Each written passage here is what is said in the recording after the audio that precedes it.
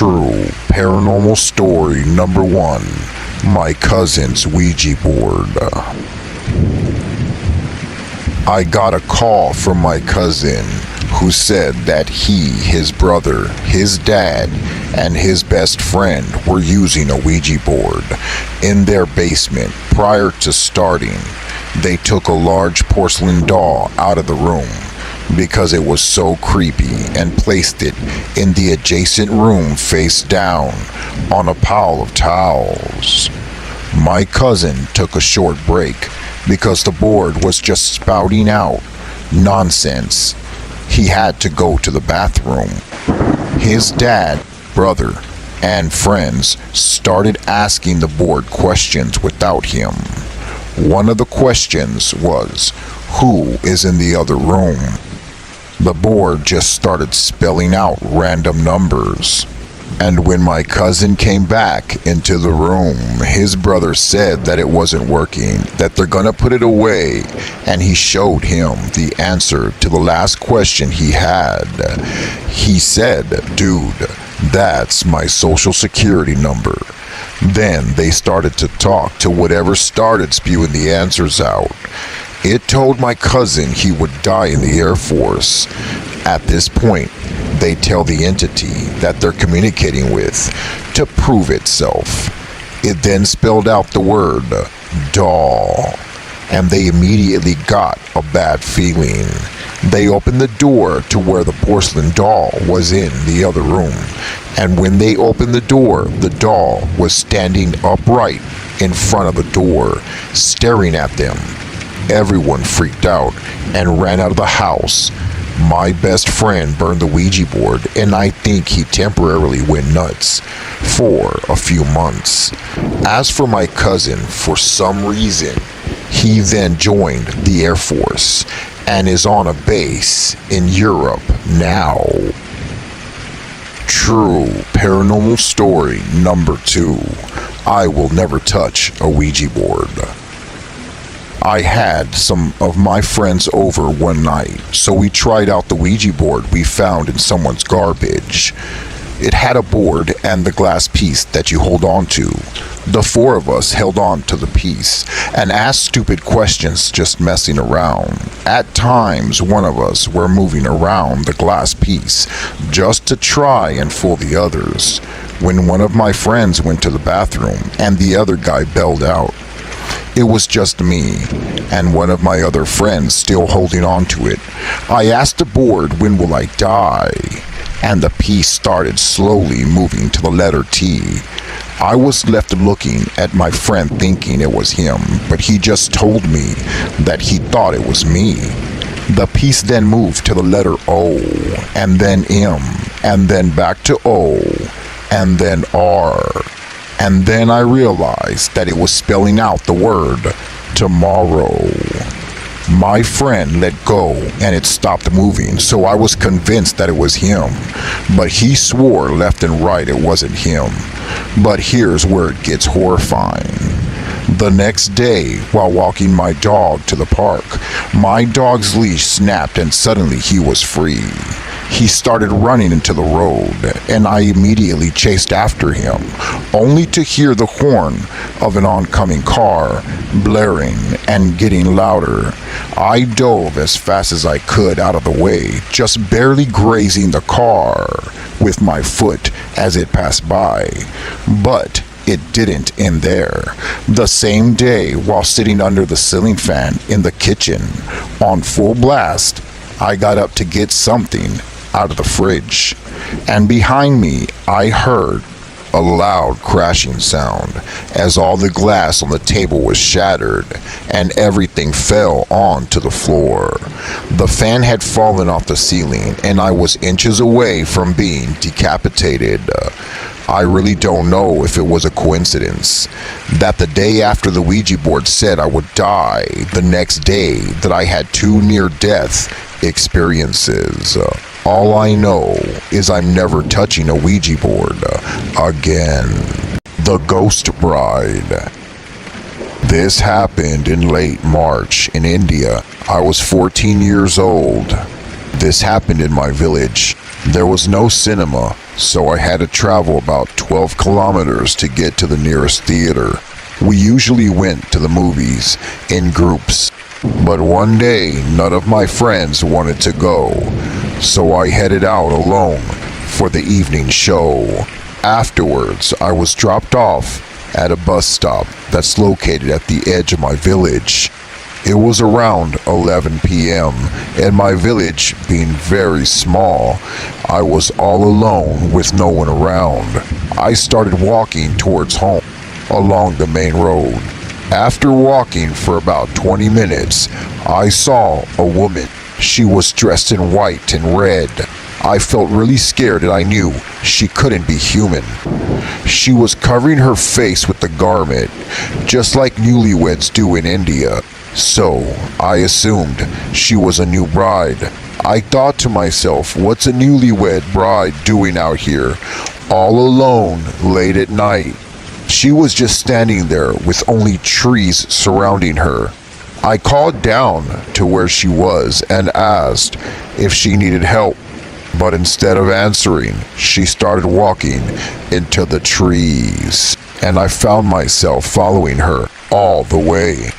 But no matter how fast I walked, I was never able to catch up to her. She was always ahead of me.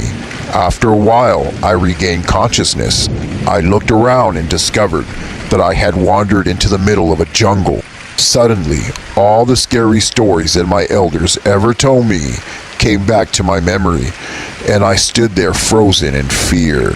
I remember that in our culture, an evil spirit will appear dressed as a newlywed bride with no legs. Slowly, I looked down at the woman's legs and realized she didn't have any at all. I wanted to run, but the thought of her being behind me and possibly chasing me down made me feel sick and nauseous. I had chills and goosebumps all over my body. Just as all of this was coming through my mind, she stopped and turned to look at me. At that very moment, I told myself, you better run or you're gonna die right here. So I ran, and when I got close to my home, I started screaming for my mother. I then felt something grab my shoulder. It felt like a claw-like heavy hand. I screamed one last scream that I was barely able to do. My mother and brothers came outside and asked me what was wrong. I explained everything to them. They looked at my back because I said it was hurting, and there they saw claw-like scratch marks. My mother performed some rituals before letting me into the house. She wanted to ward off evil spirits so that it would never enter our home. I suffered from a very high fever for 3 days straight after seeing that evil bride. Once I was healthy again, I asked my mom if there were any new brides in our village or any surrounding village, and she said no, there was not. I still went to the movies after that, but only during the day, and never, ever alone at night again. Bloody Mary. When I was 12 years old, I became very interested in the paranormal, so my friend told me about standing in front of a mirror and reciting the words Bloody Mary several times in a row. Supposedly, this Bloody Mary would show up in person if you do that. I wanted to try it, but I was too afraid to do it alone. So one day, this friend and I stayed after school. After everyone had left, we walked down through the empty hall in the girls' bathroom in front of the mirror and began saying Bloody Mary 5 times in a row. We then heard a very strange female voice calling our names. We were terrified, and we ran out into the hallway, but nobody was around.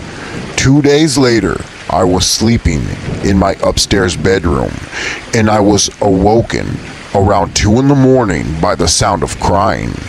My parents were downstairs in their bedroom asleep, and there were no TVs or radios on at the time. I was terribly frightened because it sounded like a young woman crying right there next to me in my room. Then, I will never forget what happened next. I looked up and I saw a lady standing next to my bed weeping. She was very pale and had tears coming down her face. Her head was surrounded by massive unruly black hair. She wore a torn white dress. Continuing to cry, she just stared at me. I finally said, "Leave me alone." Then she disappeared, but I could not sleep again that night. The next night, I dreamt that the spirit of another woman was choking me, and the crying lady from the previous night was standing right next to her watching. I then woke up and I couldn't breathe. It felt like somebody was in the room with me. I ran out of my room in the pitch black hallway and screamed. My parents came rushing upstairs. I feel that by chanting Bloody Mary, I somehow drew these spirits to me, and it was a very, very scary experience. Although I didn't like what happened to me, I still do want to explore the paranormal. However, I'm afraid of what might happen, and my parents think I'll go to hell if I continue. The Ouija board. This story was actually from my mother when she was younger. She said one time when she was a teenager, she was curious and thinking it would be a fun experience playing with the Ouija board. Her and a group of her friends got together and started asking some questions to the Ouija board. Everything was going great until the planchette started moving on its own without anyone touching it. Slowly, it spelled out, "I will follow you forever." Everyone started screaming and panicking, and without knowing how to close the session out, they just put the board away, and that was a big mistake. As my mother was watching TV with my grandma, she heard a noise from the kitchen, and she decided to check it out. As she walked into the kitchen, a dark shadow-like entity with large, angry eyes then launched at her, causing her to scream in terror. My grandmother, who was right behind her, only saw my mom fall backwards and never saw the entity. She tried to calm her down, suggesting that she might have imagined it, and things went back to normal for a while. Later, my mom went on a trip to Laredo to buy some merchandise to sell during a bus stop. My mother went to the bathroom, and suddenly everything around her darkened, and she heard the bathroom door lock from the outside. Terrified, she started screaming and asked for help, but people who were outside couldn't open the door. She felt dozens and dozens of roaches crawling all over her feet. She began to scream louder than ever. But minutes later, the lights turned on, and someone opened the door, and everything went back to normal, just like if it was a nightmare. These strange incidences began happening more frequently, and the angry-looking entity kept bothering her, apparently unexpectedly. Eventually, my mother started dating a man who would eventually become my father. He knew a lot about these entities and also about being a Freemason. He helped my mother do a lot of these experiences and helped her overcome most of them, but sadly, he passed away in 2020. After he passed away, the paranormal experiences returned to my mom's life, knowing that her protector was now gone. Today, the entity still bothers her and appears in her nightmares and sometimes manifests materially. I, myself, will follow in my father's footsteps and will try to gain as much knowledge as I can to confront this dark entity and keep it away from my mother and from our lives forever. The Mothman. In the 1960s, in West Virginia, Point Pleasant, many paranormal and unexpected sightings occurred. All of these sightings and experiences have been documented by the authorities and the newspapers. In November of 1966, two couples went on a date to a World War II dump site in Point Pleasant.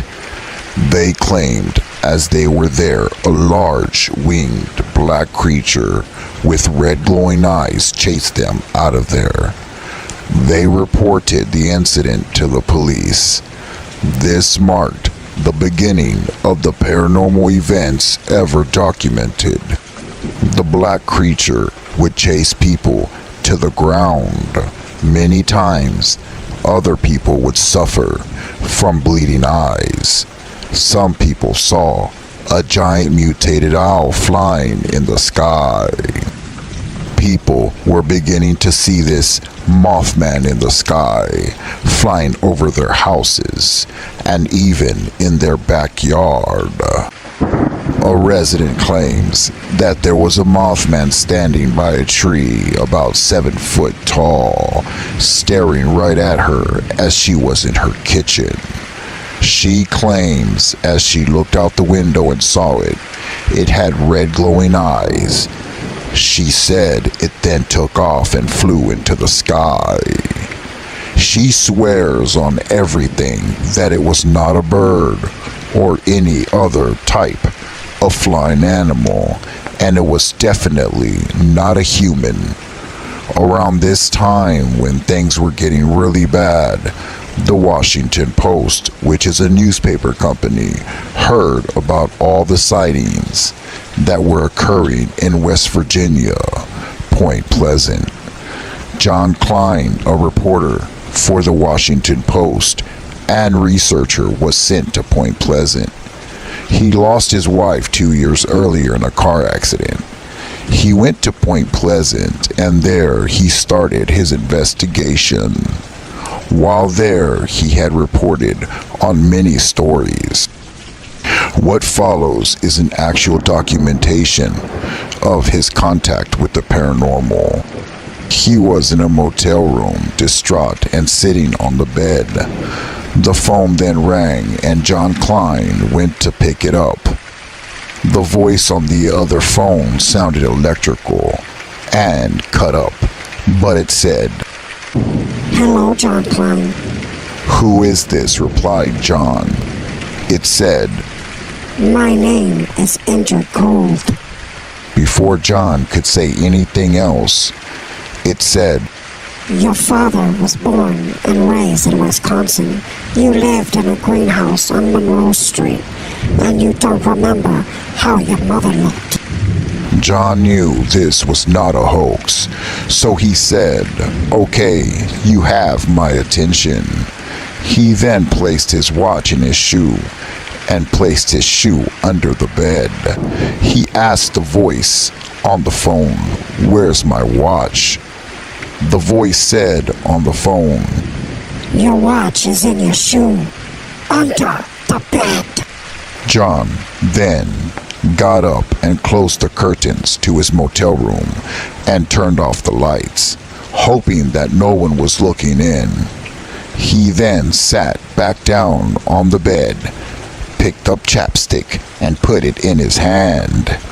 He picked up the phone and asked, "What is in my hand?" Slowly, an electrical voice said, "Chapstick." At that point, John Klein became even more fearful of who he was speaking with. He got on the ground and pulled a book from the nightstand and quickly asked the entity on the phone, "Read me line 3, page 55. The entity said it word for word. John sat up for a few seconds and asked the entity, "What do you look like?" The entity replied, "Why, it all depends on who's looking." His next question was, "Can I please meet you?"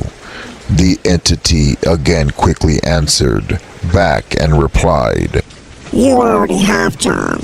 You already have. The last question and the most important question in this conversation that John asked was, "What happened to my wife?" The entity then said, You saw what happened to her. You were there. You cannot find her by looking. You will see her in due time. The phone then flew off of John's ear through electrical static, and that was the end of the conversation with the entity. John Klein had an actual conversation with the Mothman. After the collapse of the bridge in West Virginia, Point Pleasant, in 1967, the sightings and the paranormal activity calmed down greatly to the point to where there was very little activity that was documented. True, scary, paranormal story number 1. We invited something evil. This story happened to me when I was still a teenager. I had a wonderful boyfriend at the time. He had experienced numerous paranormal encounters, yet for some odd reason he insisted on trying to explain everything with reason and logic. According to him, there was no spirits, demons, or even God. It was very annoying because his whole life was full of paranormal experiences, yet somehow he chose not to believe in the paranormal. He would argue endlessly to prove he was right. One day, we were in his room and we had gotten into a discussion about the paranormal. I decided to tell him an old story I had heard, a story that had no loopholes for him to use against me.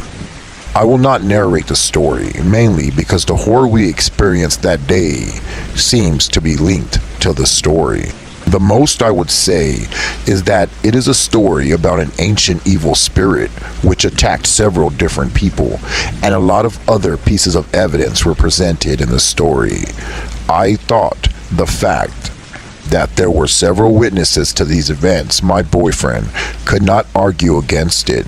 However, he still argued, and while we were arguing, I noticed there was a slight change in the atmosphere. The change was subtle, but I'm quite sensitive, so I noticed. I just ignored the feeling and kept arguing with my boyfriend, but the feeling intensified. It was like an evil pressure that kept increasing at some point. It felt like we were not alone in the room anymore. At that point, I was having difficulty following the argument because I couldn't coherently arrange my ideas. Then suddenly, my boyfriend stopped talking. His face became really pale, and he said in a really frightened voice, "Do you feel that?" I said yes. We decided to leave the room and go outside for some fresh air, hoping to escape the evil atmosphere. My 2 sisters were downstairs. We walked past them, telling them we were going for a walk, but they kept looking at us bizarrely, and oddly enough, they seemed distant, like they were not really there, like they were on another side, like a mirror. My boyfriend and I went outside, but that evil atmosphere followed us. I was really worried, not just about the evil atmosphere that was following us, but also because we seemed detached from our surroundings.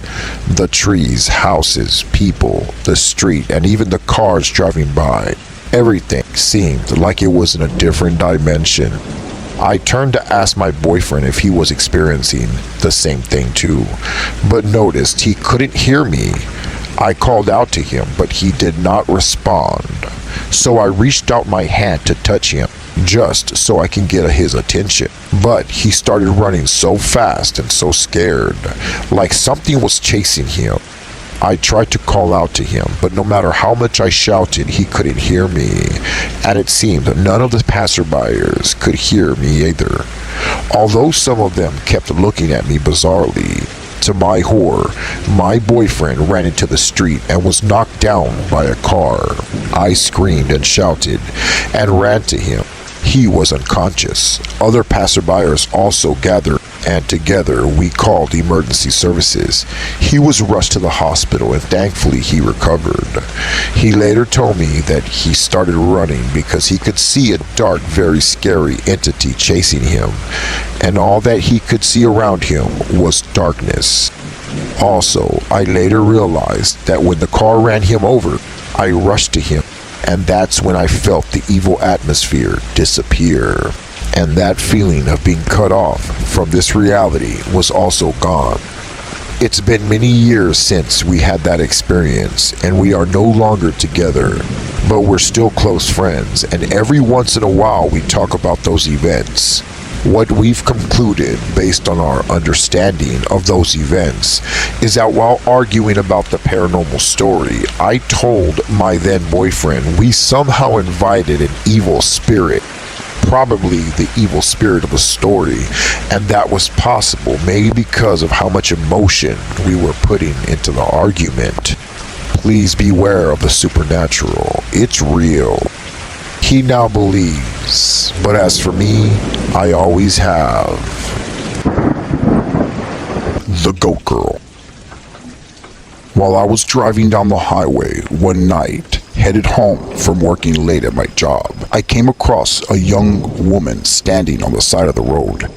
I pulled up to her and asked her if she needed a ride, and she then nodded her head up and down and smiled at me. I opened my truck door and she hopped in. As we began driving down the road, I asked her where she was headed, and she told me to just go to the nearest town, which was about 20 minutes away. This girl looked young, maybe around 18 years old, and she did not talk the whole time. I decided to play some music, so I put my tape in the cassette player. After about 3 minutes of listening to music, I reached over to turn off the cassette player, but I accidentally hit the eject button, and the cassette tape fell onto the ground of the truck. She looked down at the cassette on the ground, and so did I, but I was driving at the same time. So, as I held on to the wheel with one hand, my other hand reached down to the ground to pick up the cassette. I was looking at the road, and every once in a while I had to look back down to the floor to grab the tape. The cassette tape was right next to her feet. As I looked at her feet, I was shocked to the core. What I saw to this day has petrified me. What I'm about to tell you is something that only the brave can handle. This girl had goat legs and goat feet. Her legs had fur and her feet were hooves.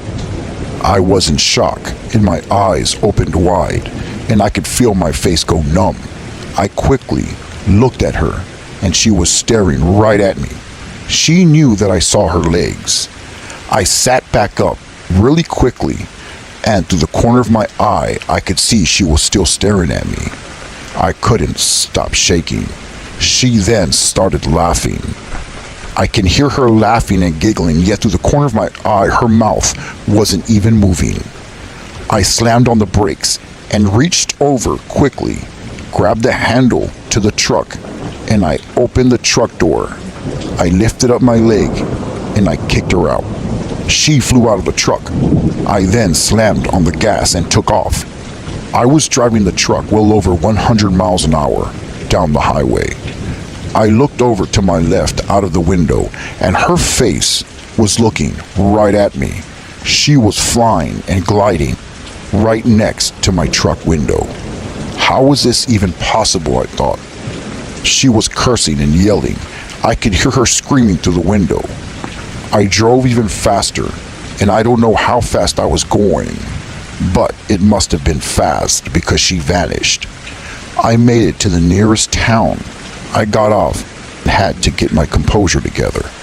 I was traumatized, and to this very day, I still am. When I was about 6 years old, we lived in a trailer in Rosenberg, Texas, and my mother would watch over me and my little sister while my dad went to work. One morning, my mom was making eggs in the kitchen while me and my sister were in my mom's room. My sister was asleep on my mom's bed while I was coloring in a coloring book. I was facing the wall standing up, and my sister was on the bed right behind me. I just remember feeling as if something was behind me, and I heard a small noise. So I turned around and I was shocked to the core and caught by surprise. There was a blue-looking girl around 12 or so staring right at me. She was slowly folding a blanket, looking right into my eyes.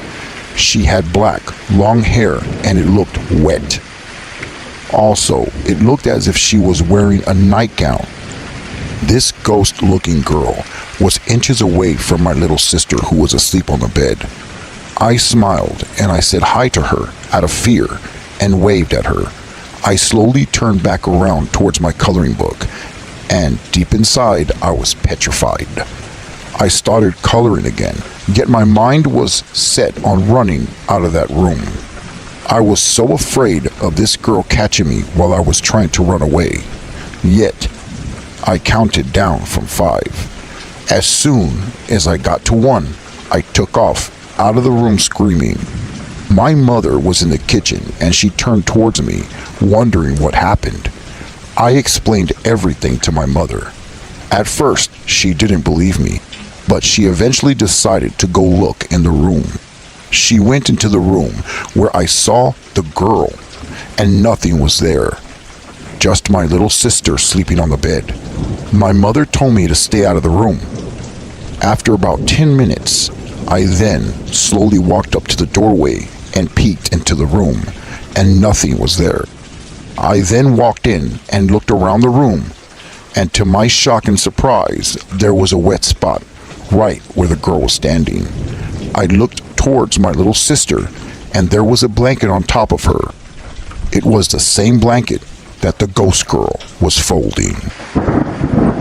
The Walking Cheetah.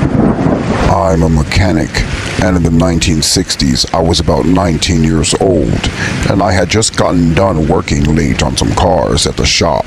I was really tired, and it was about 9 o'clock p.m. or so, and I can remember saying goodbye to the owner of the shop and making my way back home on the road. This location was in the Bridgewater Triangle area, which is known to be a very paranormal hotspot. I don't live in it, but I did have to drive through it every day to and from work. I remember that day that I was truly tired and I just wanted to make it home. I was driving down the highway and it was surrounded by woods on both sides. I was about 10 minutes away from home. As I was driving, I noticed that my light above my head started flickering. I really didn't pay much attention to it. I kept driving, but a couple of minutes later, my car started shaking. Then it completely stalled out. I was surprised because I've always kept up with my vehicle, especially working on cars as a career. I pulled over to the side of the road. I got out of my car with a flashlight and I made my way over to the hood of the car and I opened it. I couldn't find anything wrong with it. The engine was in great condition. I heard a noise coming from the right side of me in the woods near the side of the road. It sounded like a couple of branches breaking. I then shined my flashlight towards that direction, but I didn't see anything. I felt really vulnerable being out there alone in the pitch black. I then leaned over under the hood, shining my flashlight at the engine, trying to figure any reason of why my car would stall out.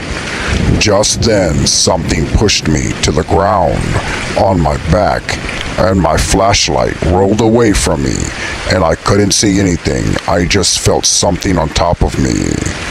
Whatever was on me was scratching me, and was also punching me over and over again. At the same time, it was cursing at me. I remember screaming for my dear life. I reached over and I was able to grab my flashlight and started hitting the creature that was on me with the flashlight. That's when I finally got a good look at it, with the flashlight shining every so often on its face. What I saw petrifies me to this day. It was a creature with a cheetah-like face, but it had small horns and its eyes were glowing red, and it was covered in black fur, and it had claws that were covered in blood. I continued screaming and hitting the creature with the flashlight, but it didn't do anything to the creature. Just when I felt like there was no hope and I was going to die, I saw headlights coming down the highway, and it shined right on me and the creature as we were laying in the middle of the road. The creature then turned towards the lights coming down the road and jumped off of me and ran straight into the woods. I turned towards the car that was parked in the middle of the road with its light still shining on my face, and a man slowly came out of the car and walked towards me. He asked me if I was okay. I told him, did he see what was on the road that was attacking me? He said yes, that I was actually attacked by a large wolf. He said that when it ran back in the woods, it was running on its back hind legs like a human. At that point, I was petrified. I knew that what attacked me was no human or no animal. The man then gave me a ride to the police station where I filed the report, and later on that night they searched the area but found nothing. I'm now 64 years old, and I will never ever second guess my story. It really did happen to me, and I'll never forget it. Scary true story number 2. The Imaginary Kid. When I was about 11 years old, my dad was in the military, so we moved around a lot from place to place, and I hardly ever had the chance to make friends. We moved into a neighborhood that didn't have many kids. I would ride my bike around the block and basically would try to find something to do. One day, I was riding my bike, and there was a kid standing on the sidewalk. He looked nice, and he smiled and introduced himself as Jack. We made friends pretty quick. He pointed to the house behind him and told me that's where he lived. It looked pretty big, but it had a scary look to it, kind of like a Victorian house. The neighborhood that we were in had pretty old houses in it, but we had a pretty good house too, with my dad being in the military. My house was in a cul-de-sac area down the road from Jack's house, about 11 houses down. I started going over to his house, but he would never let me in his house. We would always play outside. After about 2 weeks, I noticed that he would never hold anything in his hands. He would always use his hands as guns. He would always hide behind trees and would act like Indians and cowboys. There were many times that I brought my toys over and he'd be excited about it. But again, he would never pick them up. It came to a point to where I really didn't care about that. I was just happy that I had made a friend. But everything came crashing down one night. I was extremely thirsty and I wanted a glass of water. I then asked him, is there any way he can give me something to drink from his house? And he said, I can't go inside because my parents don't want me to come inside at this time. I got really upset and told him if I could please talk to his mom myself, that I wanted a glass of water. I was pretty tired because we had played for about 3 hours. I kept asking him, but he really got upset and he told me, no, I can't. I just can't. I just remember getting really upset at him and getting on my bike and riding back to my house. And I stopped playing with him for about a week. But one day I got really bored and I got on my bike and I decided to go around the block. I saw him outside in front of his house, smiling, just like the first time I saw him. He waved me down and told me that he was really sorry for getting upset at me. I told him that it was my fault and that I was sorry. We made up. He said that there was something he wants to show me really important. I was pretty surprised and I followed him to his backyard where he told me to follow him. And there was an axe stuck in the dirt. He pointed to it and said, look what I found. it was a really old axe. He told me to pick it up, and so I picked it up. Then he brought me to a log that was on the ground nearby. He called it a special log, and he said for me to hit it with the axe. But I told him, no, you do it. Then he got upset and told me to just hit the log with the axe. I again told him, no, why don't you do it? And he said, I just can't pick it up. So I decided to just pick up the axe and slam it down on the log. So I raised the axe in the air and I counted down from 3, 2, 1, and I hit the log that was on the ground as hard as I could. But just then, a piece of the wood from the log went into the air and went directly into my right eye. I screamed and I dropped the axe and ran towards my bike. He started laughing really loud and chased me to my bike, laughing at me. I finally knew that it was a setup, a plan to get me back for leaving him that day. I got on my bike and I started riding down the road towards my house. But the scary thing is that the whole time I was riding my bike, he was right behind me laughing, behind my ear, inches away from me. He laughed all the way down the road to my house. I turned back and he wasn't even there. It was just his voice. Blood was pouring down my right eye, and my mother rushed me to the hospital, where they had to do multiple operations to try to fix my eye. But to this day, I'm still blind from my right eye. I began to realize as the days went by that it all added up, that the kid was actually a ghost. I finally realized that I was playing all those weeks with the ghost or an entity. You see, he wore the same clothes every day and never changed them. I also realized that he never grabbed or picked up anything off the ground. He never played with my toys, and he would never let me into his house or to see his parents. And on top of it all, there was no cars ever parked outside. To this day, it gives me the chills just thinking about it. Scary true story number 3. The entity under the car. In 1990, me and my family went on a vacation to visit family in Mexico. We went shopping and spent some time with our family. It was a total of about 4 days that we were over there, and we were headed back home. We filled our tank and started our drive, but not long after filling up our tank, we then got a flat tire. We had a spare in the back, so after fixing the tire, we continued on our way back home. About an hour later, while still in Mexico, the other tire went flat. We pulled over into a tire shop that was connected to a store. My father tried turning the car back on, but it didn't want to start. My dad had a weird feeling about everything. Me and my dad got off to speak with the mechanics at the shop, but on the way up there, we noticed an old man sitting down on a bench outside the shop. The old man asked my dad, what was the problem? And my dad told him that we had 2 flats, and now our car doesn't want to start. The old man said something that made my skin crawl. My dad's jaw dropped, and the hair on my arms went straight up. What the old man told us gave me nightmares to this day. He said there's a demon under your car, hanging upside down, watching us talking right now. It's looking right at you and me. My father then turned and looked under the car, and we could see a black figure hovering under the car. The old man said that the black shadow entity was following us because we brought something from Mexico that we shouldn't have. Just then, my dad remembered that he bought a hat on the side of the road from someone right before all these bad things happened. It was like a black cowboy hat. We took it to the old man and showed him the hat. The old man said someone died in that hat. My father then threw the black hat in the trash can.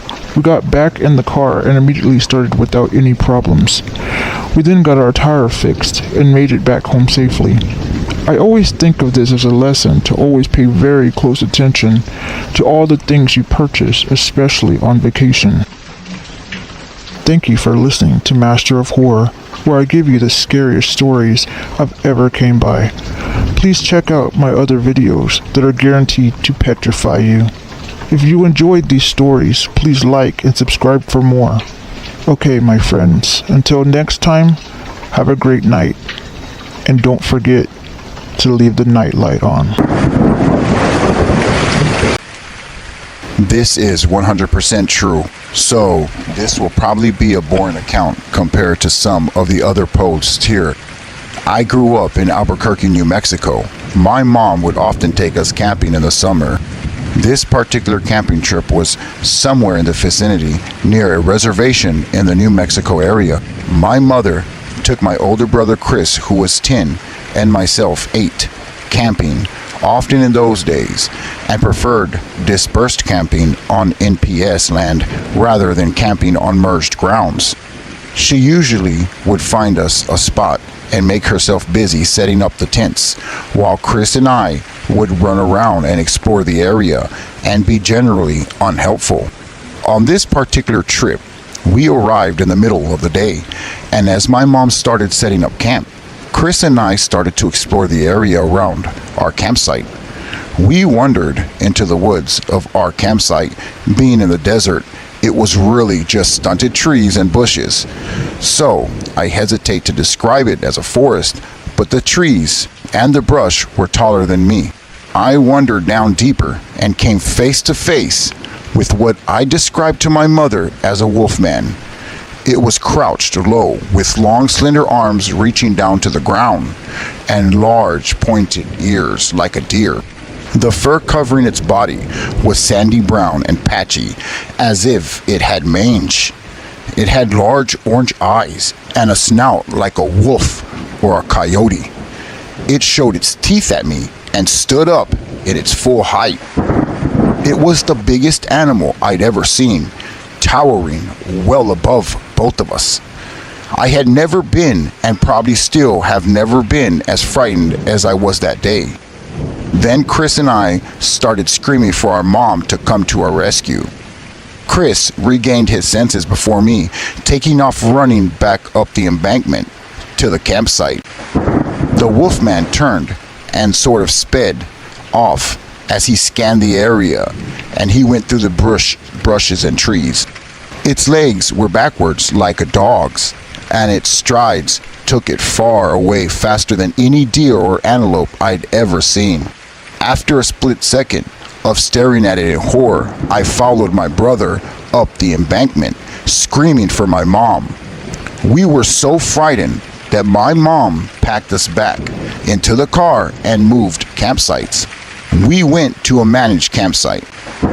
Chris and I were too scared to sleep in our own tent that night, and we clung to my mom, listening to the smallest twig snapping in the brush. So that's my story. It's boring compared to some of the others here, but it's 100% true, and I wanted to share it. I vividly remember the way this animal moved as it ran away from us into the brush, and the sheer utter horror I felt looking into its face. Chris and I have never managed to find an explanation for what we saw that night in the brush. Scary, true, paranormal story number 2. I used to work at a local coal mining company on the Navajo reservation as an operator for a coal mining crew. I drove equipment, and it was hauling one of those 40-ton coal dump trucks. If you ever seen those trucks, they're pretty huge. They're about 2 to 3 stories high. I remember that I was working the night shift, which started around 12 midnight. Before we started this shift, we were required to do a pre-start inspection of our equipment. I walked around my truck, and when I went up to the rear of the truck and lowered its stairs that gave me access to the engine bay, I walked up the stairs and started my inspection. I found a bad leak in the engine. I climbed back down and went to the cab and called my supervisor. He answered and asked me if I can drive the truck to the main shop for repairs.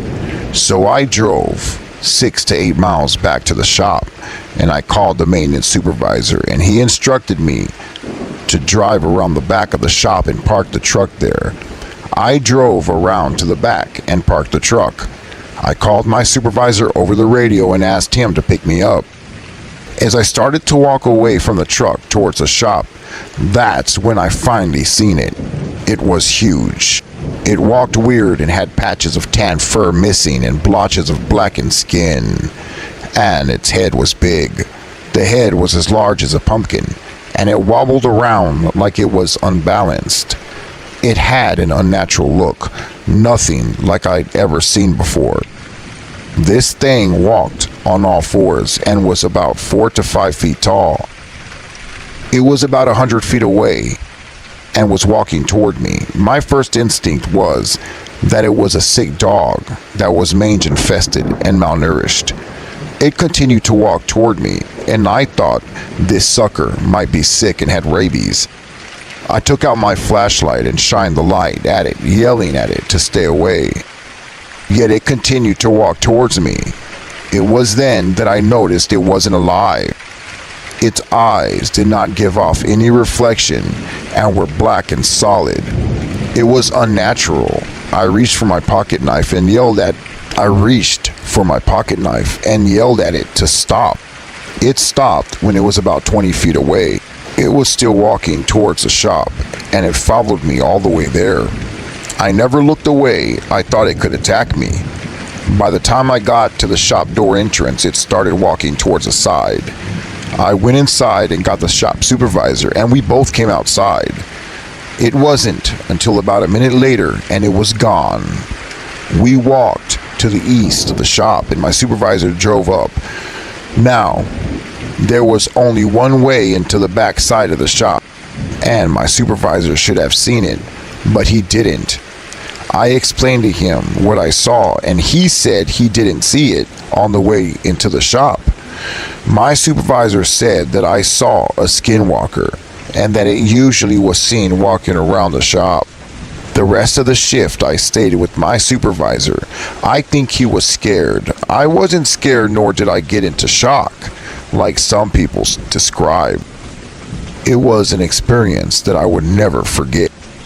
Scary True Story number 3. This just happened to me not too long ago. I'm a 21-year-old female, pretty but not a model.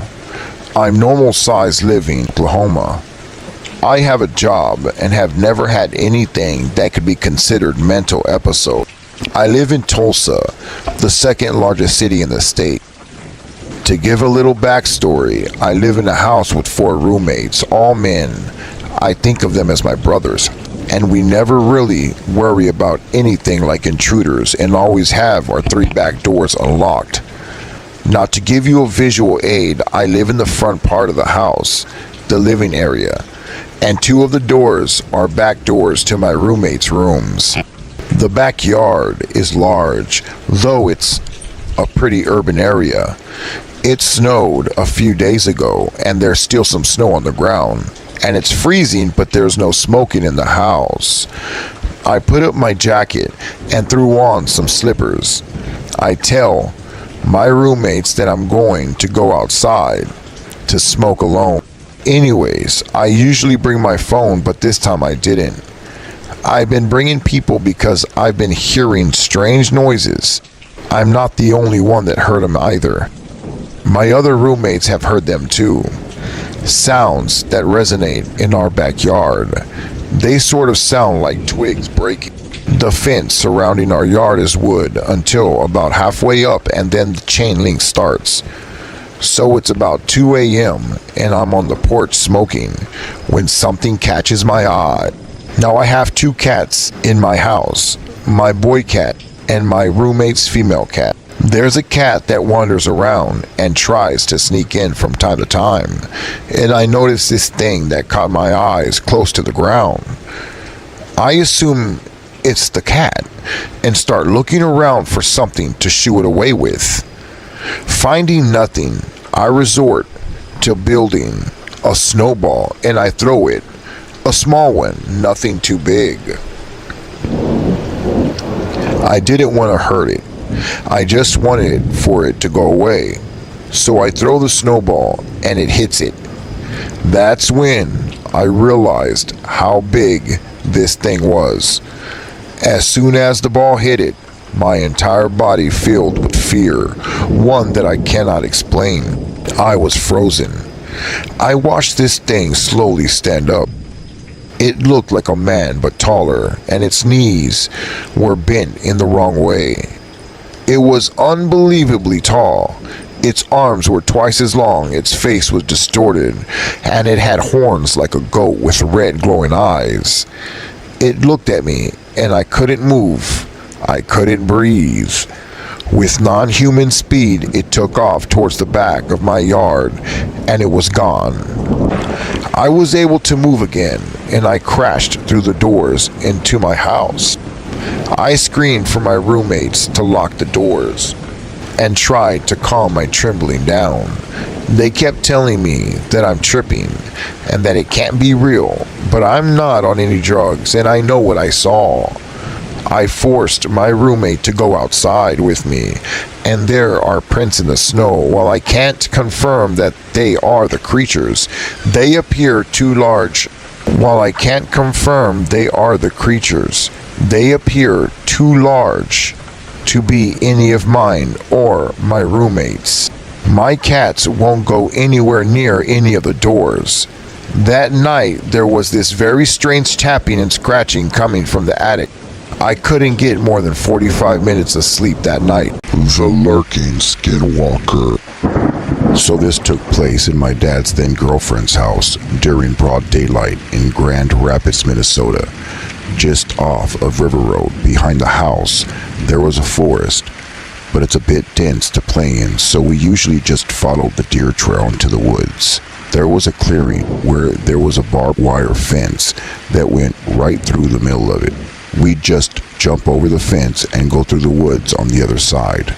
My brother and I were back there with the girlfriend's nephew, just fooling around, being rowdy and noisy. There is a road, which is actually a trail, but we just called it the road. And on the other side of the road was a more dense forest. We reached the road and stopped and talked like we usually did to look at the deer tracks and the squirrel tracks. That's when we smelled something skunky. My brother and I both felt an urge to look up the road towards the fence. That's when we saw what looked like a head of a huge black wolf, but it didn't look right. Its ears weren't in the right spots and looked droopy. Its eyes looked off. They were too big and bright for its face. Its front legs were long and skinny. It was standing on its back hind legs. My brother and I looked at each other. And here's where I'm going to mention that my brother and I are very close. We knew that we had to leave right when we looked at each other. We walked slowly to the back entrance. We looked back and there it was, looking straight at us through the bush. We didn't hear it move behind us or anything. We pointed it out to the nephew and we all watched it flop back into the woods. Now my brother and I have been raised in the country. We've seen wolves, bears, moose, and everything else. We both have never seen a wolf that big and lanky in our lives. I feel like it's important to note that at least I didn't feel any dread or anything like that. It was more straightforward fear. Like I knew we all had to get out of there. I felt like if we ran from it, it would have taken us down. My brother and I told my dad, and he didn't seem too interested, but he was that way anyways. Growing up, we've always had to deal with that. The next morning, my brother and I went back out to look for the tracks so we could see where it stopped us. We saw huge dog-like tracks and about 6 feet up in a tree following its route back with some thick black fur. We ran out of there fast and didn't go back without protection. About a few weeks later, I'm home alone. All the doors are locked and only the back window in the house is open. I suddenly noticed the dogs are acting weird.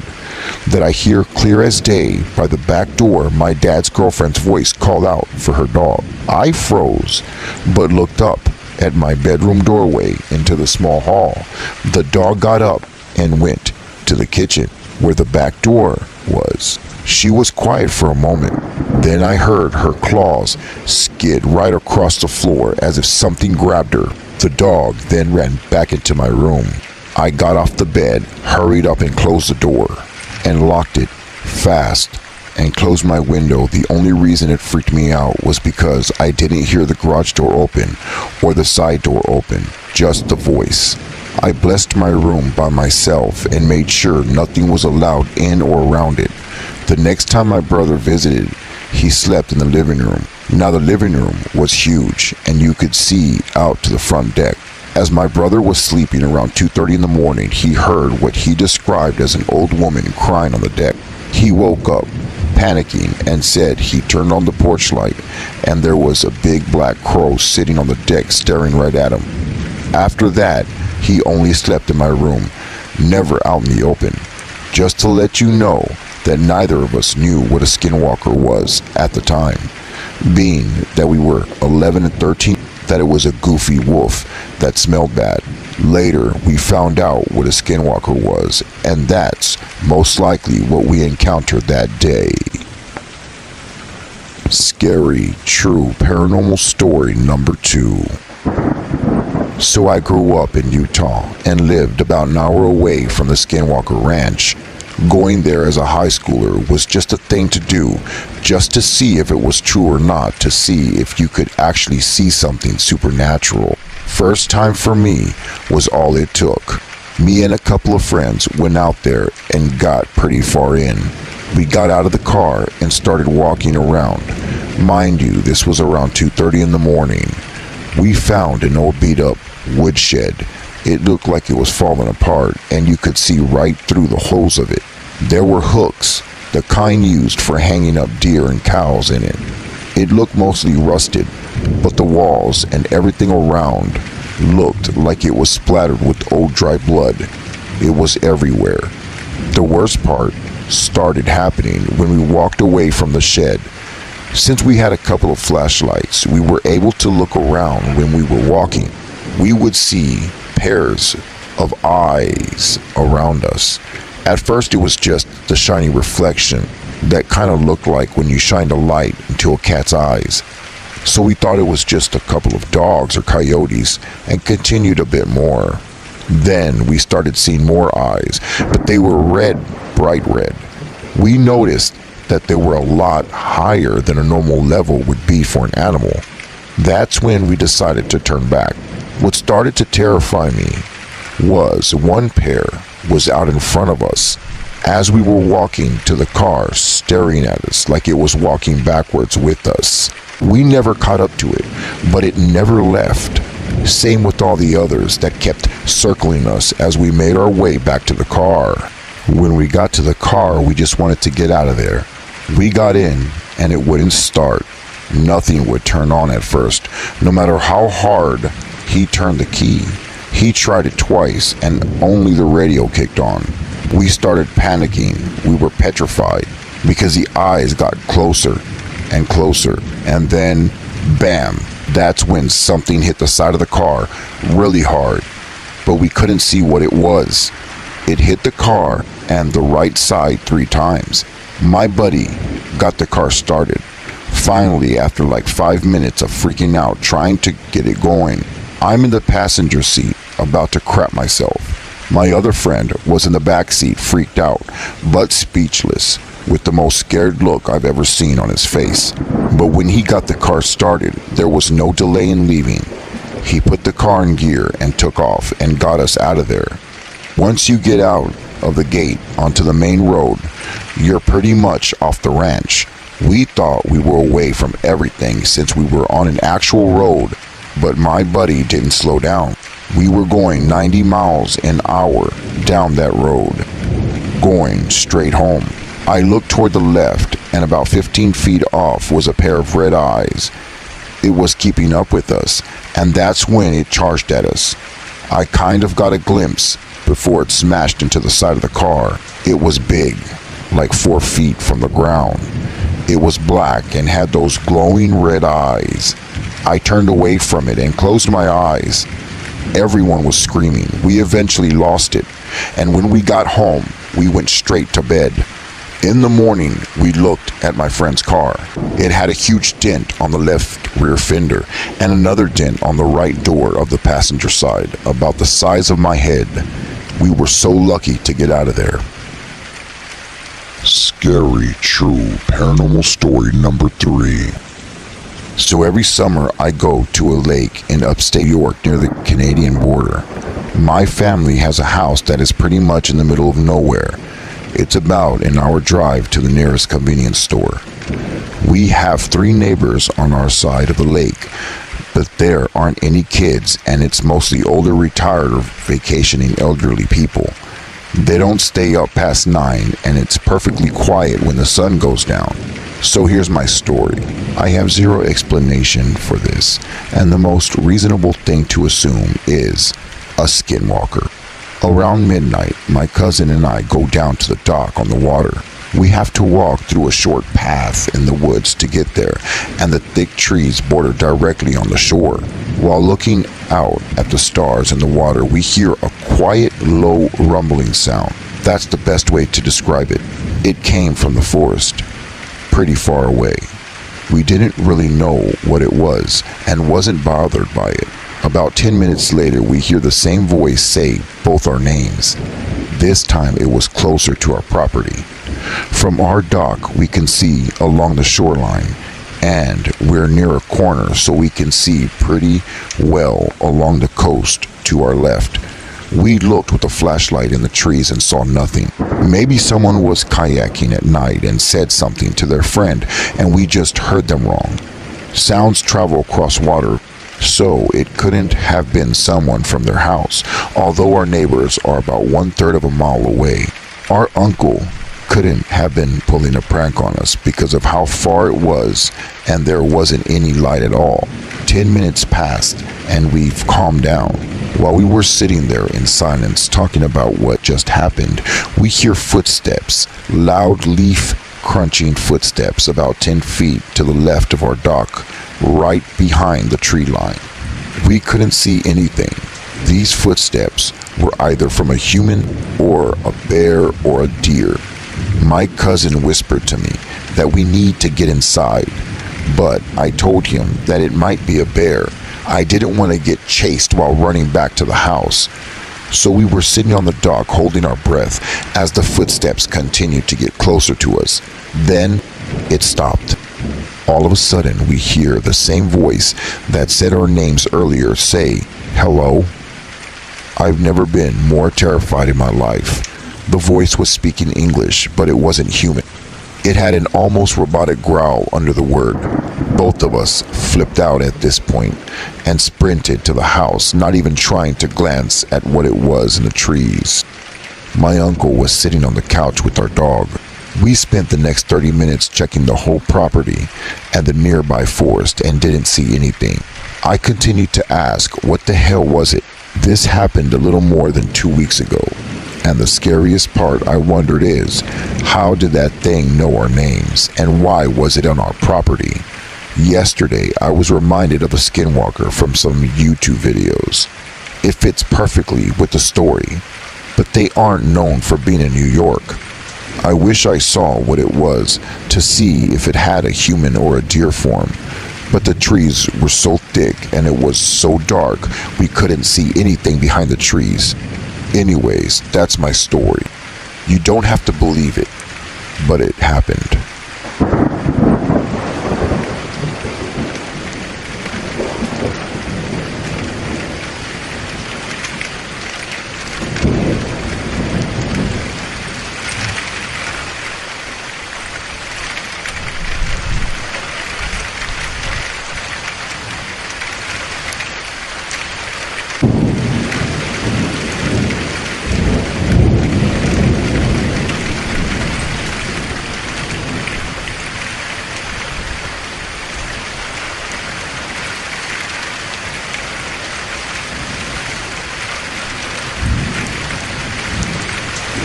The Garage Entity.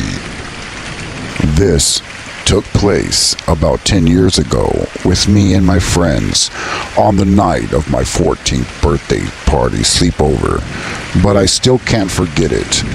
So my parents had a garage on our property that they had partly renovated. It had walls and bathroom, but still had the garage door that rolled up, which wasn't completely sealed. There weren't many curtains on the windows, Our property wasn't totally isolated, but the nearest neighbor was nearly 4 miles away. We never had any problems on our street, and it was the kind of place that you didn't need to lock your doors. So the day of my birthday party comes, but up until this point, my parents had to let my older brother stay in the garage, and I wasn't allowed to have any friends sleep there overnight. I begged my parents to let us have the sleepover in the garage, even though my mom was unsure, but my dad agreed since it was my birthday. After a long day filled with sugar and driving my parents crazy, we finally got ready for the sleepover in the garage. But we had strict instructions to go to bed and turn off the lights by 11 o'clock p.m. And it was my responsibility to make sure the garage door was locked from the inside. I made sure to lock the door and settled in for the night.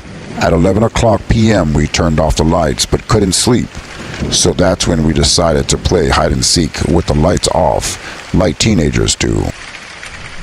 We were about 3 rounds in, and my best friend was the one looking for us. I was hiding behind a dresser next to the garage door, but when the first person got caught, I heard giggling coming from behind me. At first, I thought it was an echo because there was no way someone could have found a hiding place behind me with me up against the wall in the garage door. The second person was caught, and there was more giggling from behind me. Now I was freaking out, but I didn't want to ruin the game, so I quietly moved to a different spot facing one of the windows. It was pretty dark outside, but the moon was bright enough to see shadows inside the garage. It was completely dark, and I was trying not to get caught when I saw a shadow pass by the window and stop.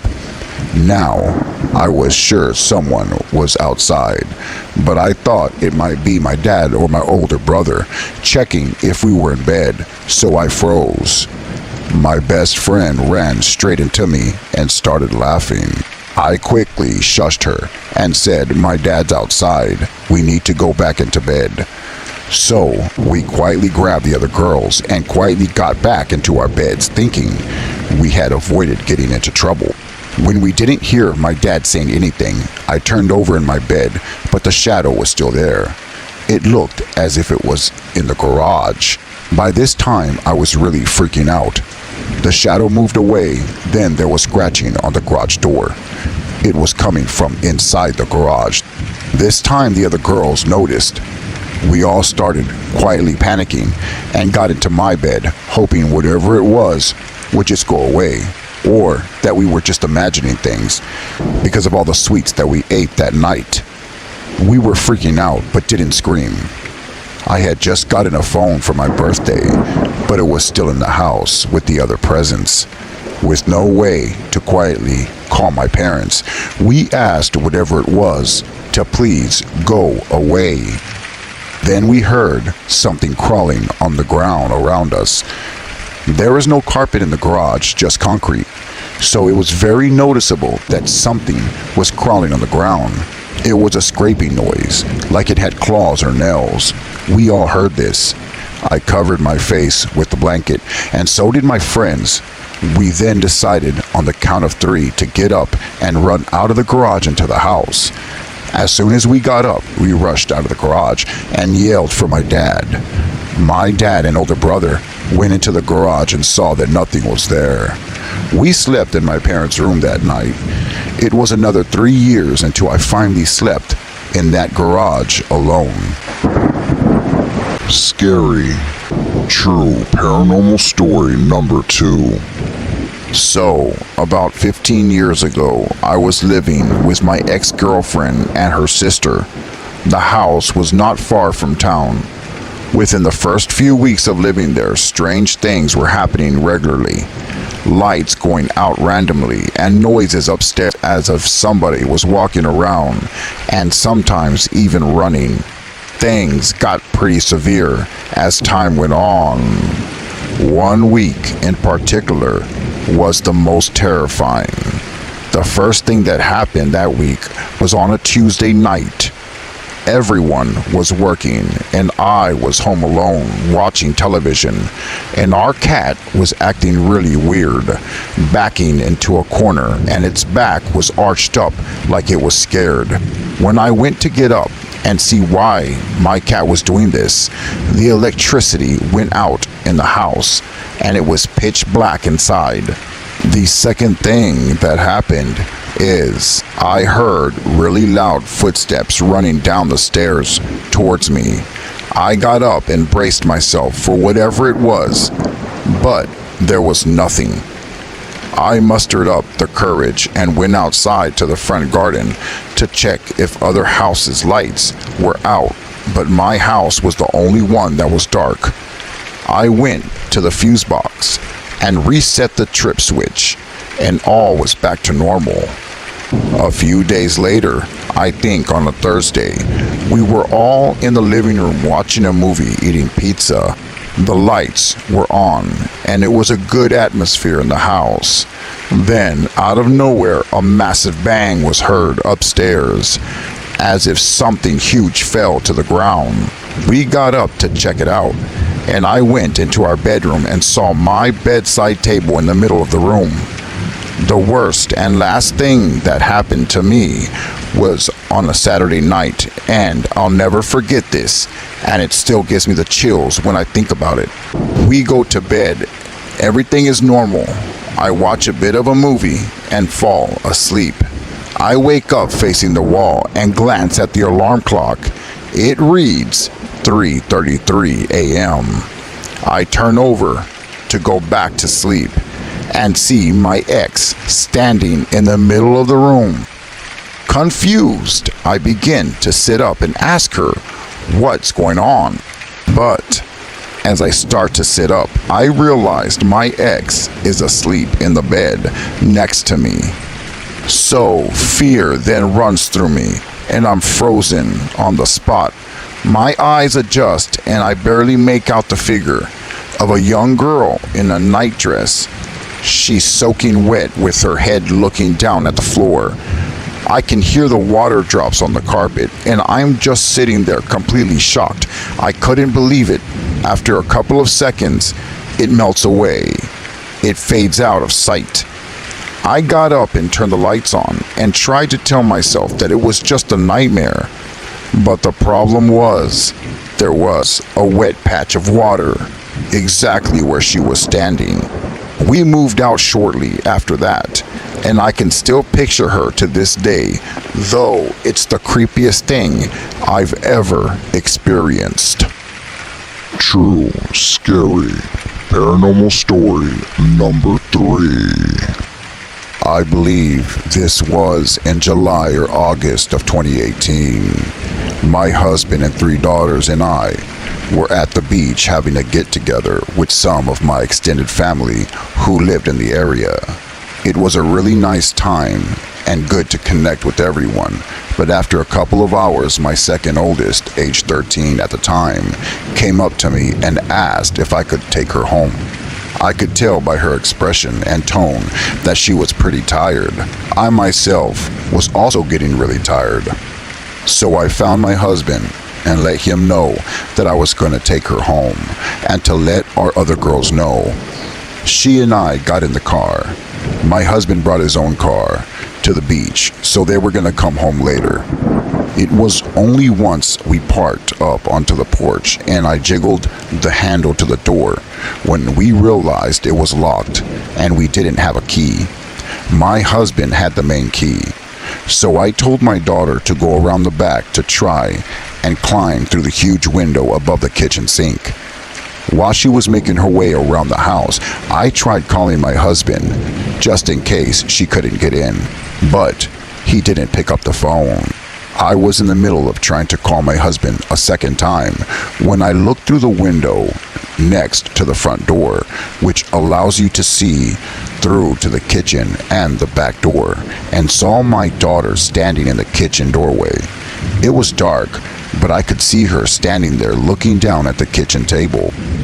I know my daughter, she's quite short like me and has a very petite figure like my mom, so I could recognize her from miles away. "Great job," I remember calling out. "Come on now, unlock the door." She raised her head and turned it towards me and looked right at me. I called out again, "Come, unlock the door," but she didn't move. By the way she was standing, I could tell that she was staring right at me, but she didn't move a muscle. At first I thought maybe she was on her phone or something, but I could clearly see her arms on either side of her. She was standing in a very weird position as well. Her feet were a good distance apart, and her arms were slightly raised from her sides. I didn't feel uneasy yet, but I was very confused. We continued to stare at each other for several more seconds. "Lily," I remember saying her name again.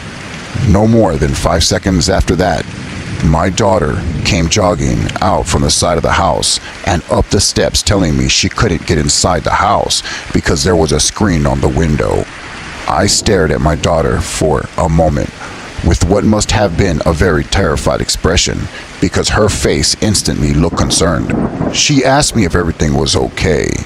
I couldn't answer, and I remember feeling my whole body starting to shake. I looked back through the window, and this thing was now in the living room, still standing in that weird position and staring right at me. Fear and adrenaline shot through my veins in a way only a mother can know, and I practically yanked my daughter from those steps and ran to the neighbor's house to get a spare key.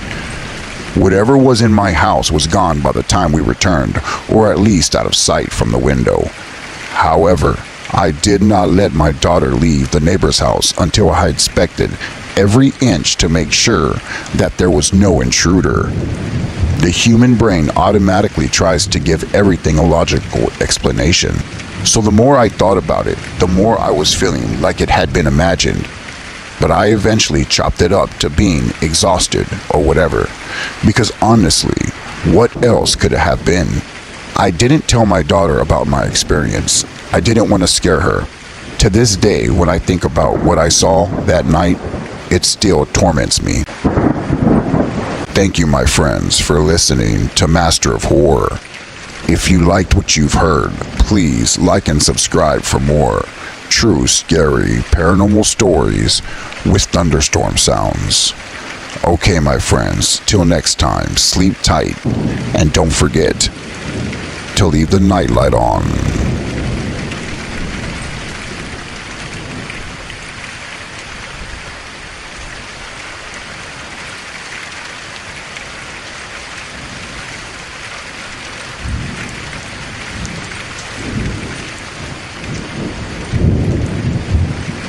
The Hooded Figure. When I was about 8 or 9 years old, I shared a room with my parents, and one night I was getting home late with my mom. As soon as we walked through the front door, I looked down the hallway to see a short-robed dark entity standing there, staring right at me. I couldn't see its eyes under the hoodie. Where space should be, it was all dark. I told my mom, and it disappeared by the time she looked. About a week later, as I was sleeping in the middle of the night, I felt something pulling on my leg. I woke up and looked towards the foot of my bed. This time, it wasn't wearing a hoodie. It looked like a gremlin. This happened on and off for a couple of months. When I woke up and saw it, it was because I felt something watching me. I was unable to move or scream for my parents. I would pull the blanket over my head sometimes, hoping it would just go away. Finally, one night, as it was pulling on my leg, I got the nerve to take a swing at it. It then disappeared. Every night after that I prayed, and I never saw it again. About 4 months ago, a friend of mine was telling a group at work about how he had seen a demon-like creature at the foot of his bed when he was little, and I ended up finishing the story for him. He couldn't believe it. We both had the same experiences. I still wonder if anyone else has ever experienced something like this. True Paranormal Story number 2. The Voice. It was about 7 p.m. and I was alone at the house. My parents were out and I was reading a book for homework. Suddenly I felt a cold chill come over me and immediately felt someone being in my house. I feared if I turned around something would try to kill me. I ran out of the room to the living room. I was beginning to calm down and tell myself that I was just being paranoid and there was no one in the house when I heard a voice whisper very close to my ear, and it sounded to me like it said, I'll be waiting for you. It sounded like it was a man's voice, but it sounded dead. Needless to say, I freaked out and ran to my next door neighbor's house and told them what had happened. They said that they would come over and take a look. So my neighbor came over and looked around my house, even in the closets. My neighbor finally gave up and told me that I was probably just hearing things, and she went back home. I was still scared and stood by the front door, ready to run out if I heard anything. When my parents got home, I told them what had happened, and of course they didn't believe me. That night I woke up at 3 o'clock in the morning. I didn't know why I had woken up, but I can recall being very frightened. I immediately felt the same freezing cold chill, and I sent someone else in the room with me. Then I heard it again. The words were more stretched out, however, and it sounded like it said, I'll be waiting for you. I screamed, and my parents ran into my room. I told them what I had heard. They comforted me and told me that I probably just dreamed the voice, and they said nothing would hurt me. I finally calmed down, but I was still scared. I went back to sleep, but the next morning I woke up and sat up and noticed that something wasn't right. I looked up on my dresser and saw that my cross necklace wasn't where it should be. I got up and frantically looked around my room. I was about to give up hope when I stepped on something sharp, and I looked down and saw my beloved necklace smashed. It was in pieces, littered across the room floor.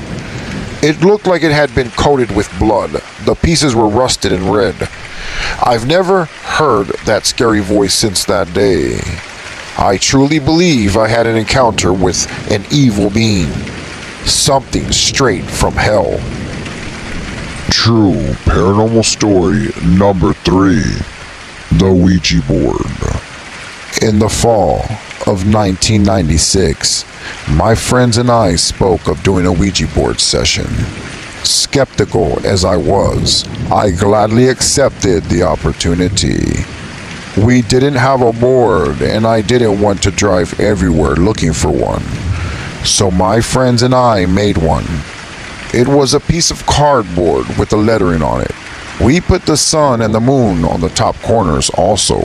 For the planchette, we cut out a triangular piece of cardboard which had to be moved with force since it didn't slide smoothly like the one sold at stores. We lived in Huntsville, Texas, and the day we decided to do it was the same day Martin Garu, a prisoner who was on death row for murder, had escaped and had just been found dead in the river not too far from my friend's house. The house we were in was old and scary looking. We were in the middle room, which was pretty large.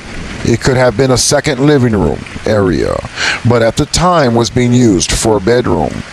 All 6 of us gathered around the board in the room, and the only light coming from a large candle we had.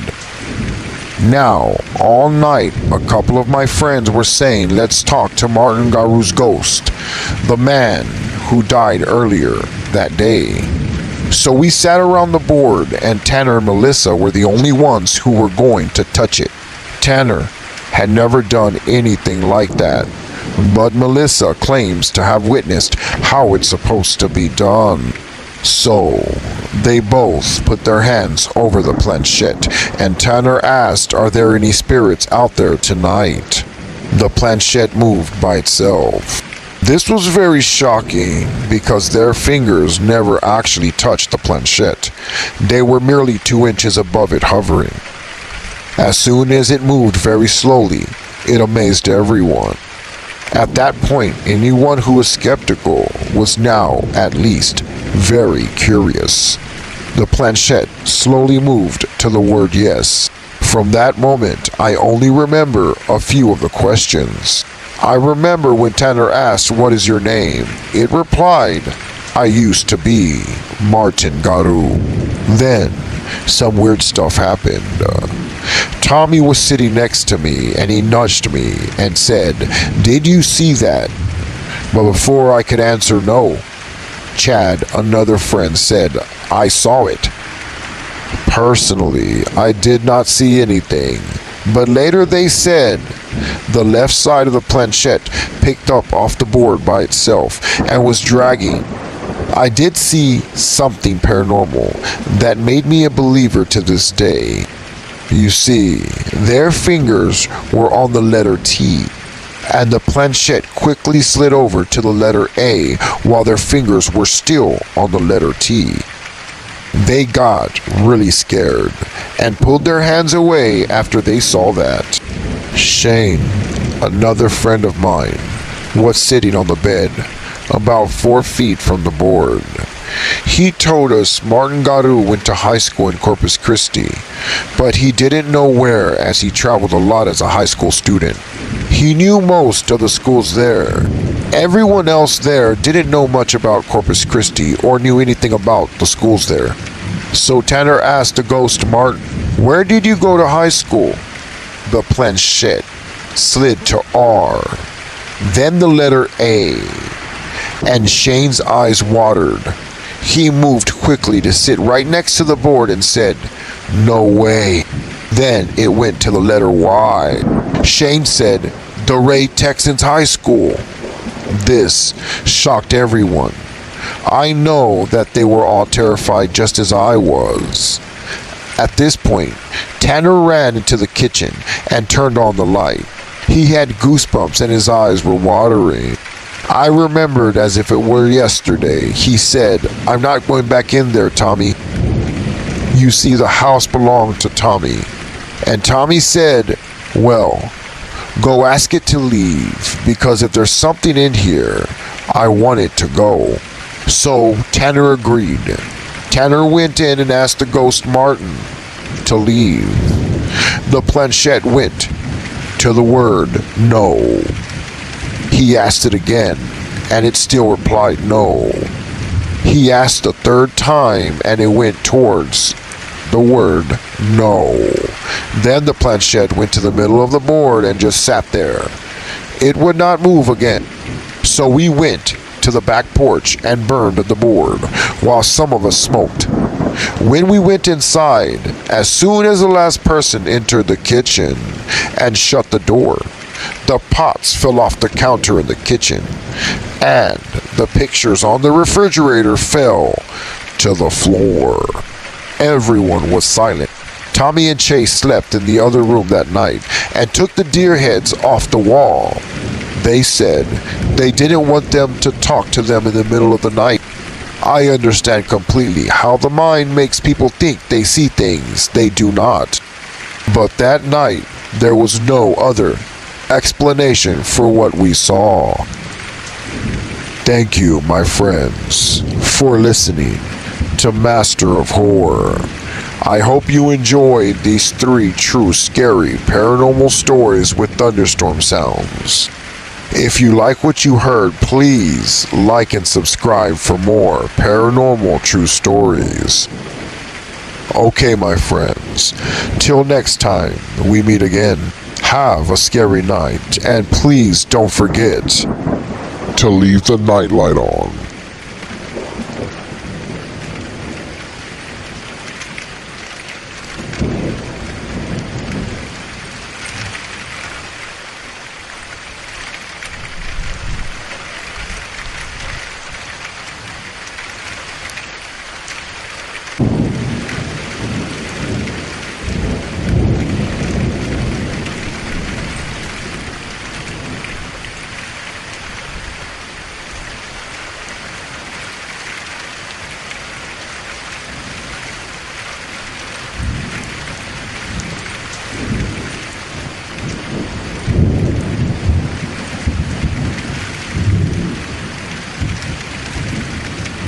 The Doppelganger.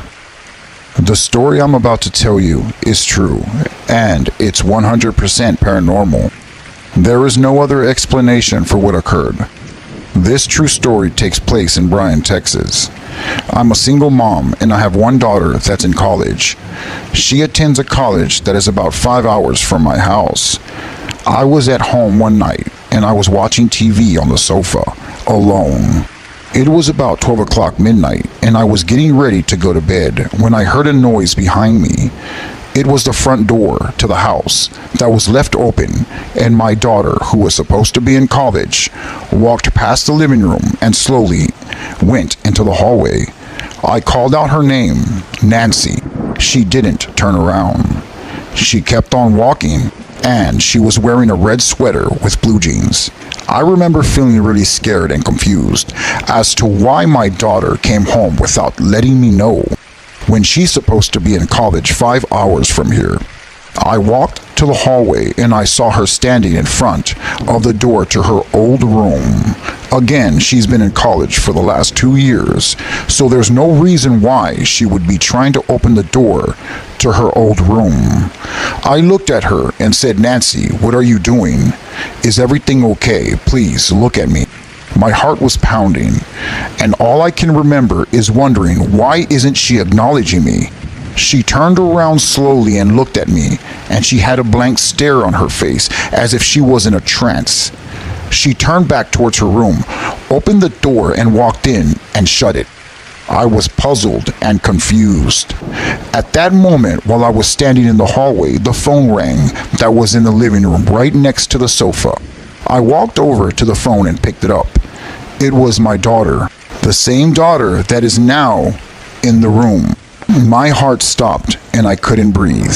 I was petrified, and I went ahead and told my daughter on the phone that her ghost is actually in the house at that same moment. I told her to please stay on the line with me. Do not hang up the phone. I was petrified. I slowly walked down the hallway to my daughter's room and opened the door. The room was empty and no one was in there. It was pitch black. I closed the door and walked down the hallway back towards the living room, and when I got to the living room area, there my daughter was standing. She looked at me, but this time angrily. I told her to please get out. The entity then stared at me for a few more seconds before running towards me. I covered my face with my hands and screamed. I felt that I was going to die. When nothing happened, I slowly pulled my hands down from my face, and it was gone. This experience terrified me to the point that I have gotten my home blessed many times. I now know what I saw that night was a doppelganger of my daughter. The party. Back in 2007, my sister and her husband used to live with me and my mother. I was in the middle of school at the time. One Saturday night, my brother-in-law was working at a security job, and my sister and I were with my mom at a church function. These church functions lasted about 8 to 8:30, so we wouldn't get home to around 9 o'clock at night. We pulled up to our mobile home. Usually, my brother would be inside waiting for us, but instead he was outside standing by himself, looking like he had seen a ghost. We pull into the carport, and I noticed that all the lights are off inside. When we get out of the car, he lifts his hand and points at the house and says in a shaken voice, "I'm not going in there by myself." We asked him what happened, and this is what he told us. "I came home and I was walking into the carport, and I was about to enter the house. I heard what sounded like a group of people talking and laughing inside the house. I heard silverware and dishes clanking loudly, thinking like there was some sort of dinner party, but all the lights were off. I thought you guys were trying to play a prank on me or something. So I got up the steps and I pull out my house keys. The whole time I still hear muffled chatter and laughing and even music. As soon as I put the house key in the doorknob, I heard someone say, 'Shh,' Then, the entire house went silent, like everything just stopped at once. As soon as I opened the door, just a little, I heard people running in the opposite direction of the trailer, away from me. At this point, I'm starting to think that it wasn't a prank, and some people have broken into the house and were trying to leave before they got caught. So I ran around the back of the house to cut them off at the back door.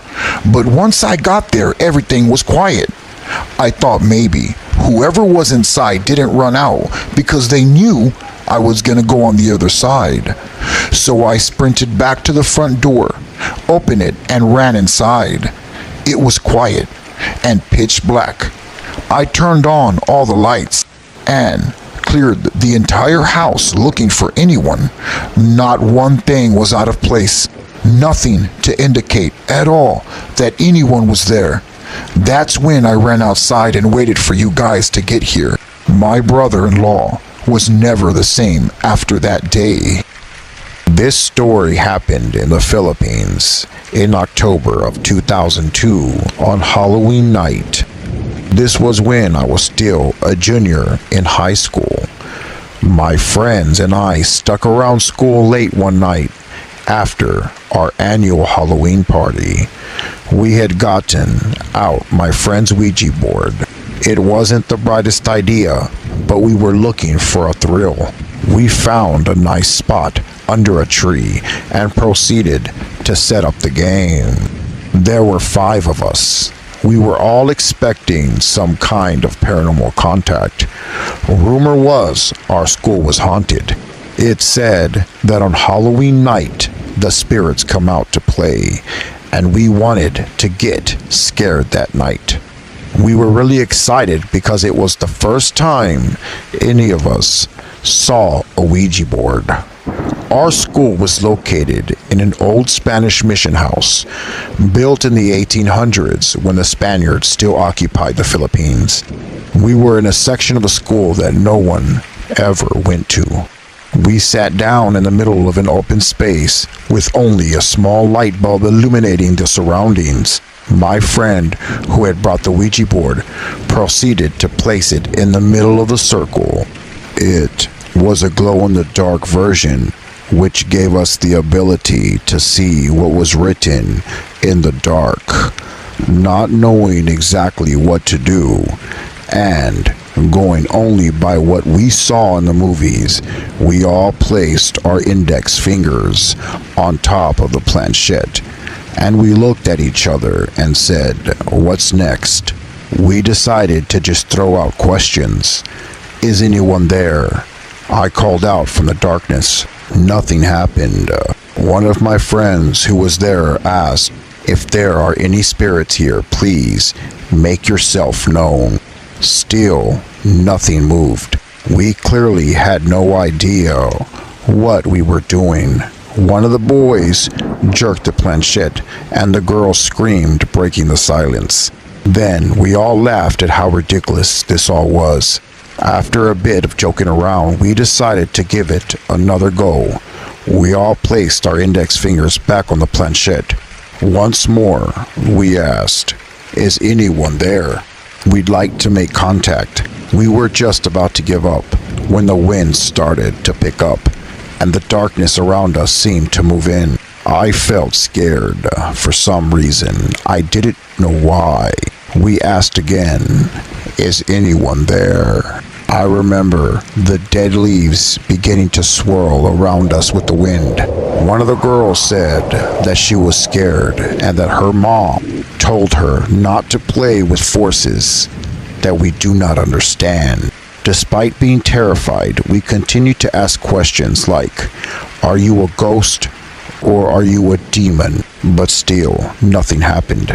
"This is boring. I don't know what to do anymore," one of the girls said. Just then, a group of dogs from the neighboring house started barking at us through the chain-linked fence. These 2 dogs were growling and baring their teeth, going crazy. We were all petrified, and without finishing the ritual properly by saying goodbye to the board, we just got up and bolted out of there. We didn't see one another until after Halloween break. And this is where the story gets really terrifying. One of the girls told us about a weird experience she had when she went home with the Ouija board that late Halloween night. She realized that she didn't have her house key, and so she called her younger brother to let her in the house. What he said terrified her to the core. He swore she was already home and had seen her walk in a while before, and said that she looked really tired and stared at him before going upstairs to her bedroom. Then another friend told us of an encounter that she had that same Halloween night. She was going up to her room when the light started flickering as she was ascending the staircase. She assumed it was just faulty wiring, but then she saw the door to her room open and a dark figure stepped out and stood at the top of the staircase. She couldn't make out this entity, but she said that she couldn't move and felt utter dread as this thing started to go down the staircase toward her. Something happened to me as well, said one of my other friends who was there. He recalled that he was sleeping at night in bed when he woke up feeling really uncomfortable. There was this dread and heaviness surrounding the air in the room. He looked around the room, and that's when he saw a bloody face of a woman with piercing red eyes staring right at him through the window. I couldn't believe what I was hearing because I also had an incident myself that night after playing with the Ouija board. That night, I was sleeping in the passenger seat of my mom's car on the ride home when I felt the car jerk. I woke up instantly and looked out the window and saw that we were hit by an 18-wheeler. I panicked and made it out of the car. Luckily, my mom and I survived the crash, but the front of the car was totaled. I still don't have an explanation for why all those things happened to us that same night. Thank God nothing happened after that. I have never played or gotten near a Ouija board ever since then. Thank you, my friends, for listening to Master of Horror. Please like and subscribe for more true, scary paranormal stories. Till next time, my friends, sleep tight. And please don't forget to leave the nightlight on.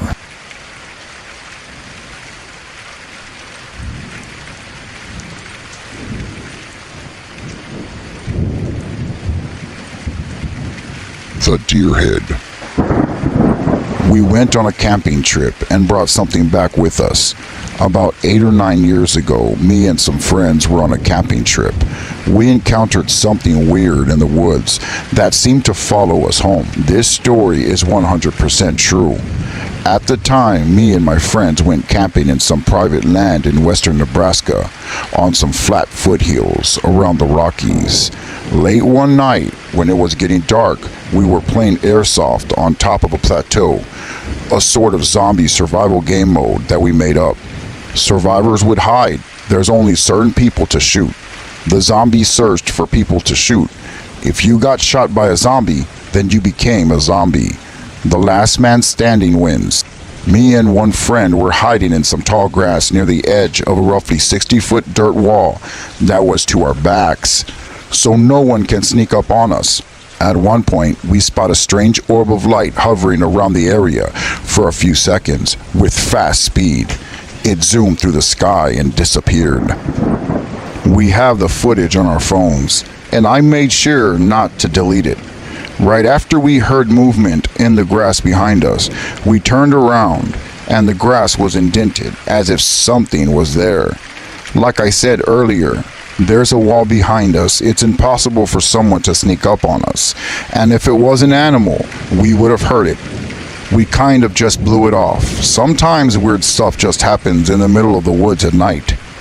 However, more strange things occurred a few days after getting home. Me and my friends had the same dreams and witnessed the same things when we woke up.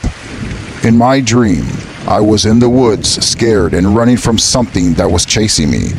When I finally turned around to see what it was a humanoid creature with a deer head, with red glowing eyes. I woke up and it was freezing in my room. I could see my breath in the air. I got up and looked out my window, and standing right there in front of my window was a full-grown deer. It just stared at me and slowly walked away back into the woods behind my house. I've never had that happen to me before. I called my friend to ask him if anything paranormal was happening to him, and he said he just had a nightmare and he saw the same thing looking at him from his bedroom window. I know now that what happened out there was paranormal, and whatever it was did indeed follow us home. Scary True Paranormal Story number 2. The House on Magnolia Road. My family and I moved into a 2-story house in Oklahoma back in 1978. When some friends of the family found out we were going to buy the house on Magnolia Street, they begged my parents not to do it, warning them that it was haunted. But my father didn't believe them, so we moved in anyway. When my father was working in the yard one day, he came stomping inside angry, demanding to know why none of us were picking up my crying nephew, who was a newborn at the time. Well, we all looked at him like he was crazy, and we showed him that the baby was fast asleep.